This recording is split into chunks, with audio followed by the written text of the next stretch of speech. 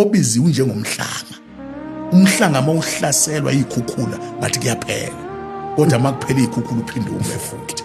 Obiziwe lo, obiziwe angeke namhlanje umncwabe uthi kuphelile ngaye obiziwe, ngoba ngesikhathi umncwaba la uvuka lapha ngapha obiziwe. Obiziwe ngesikhathi ehlanganisela kuthiwa usibani bani uphelile ngaye, kungalesi sikhathi ubizwa lithi siyaqala ke thina. Baningi abantu eBhayibhelini ababizwa akwangagcina uSathane wagcina wababiza. So ibalulekile-ke leyo nto ukuthi manje uyitholile ikholini ngempela, wabizwa ngempela, akube namazwi akubusayo ukuthi wathini wakubizayo. Wathi mayekuthuma wathini, because yilezo zinto zaziwa uwe noma thina ungasitshelanga. Futhi-ke ngeke uhlukanise obiziwe nevision.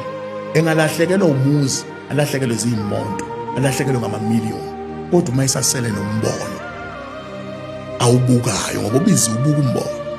Uma esasele nombono lowo muntu akasezulala. Awukwazi ukuhlukanisa obiziwe umbono, bashadile no. So uma umbono usaphila noma ezinye izinto zingafa, kodwa umbono uma usaphila lowo muntu usengavuka. So yizinto lezo kufuza umuntu obiziwe azibambe.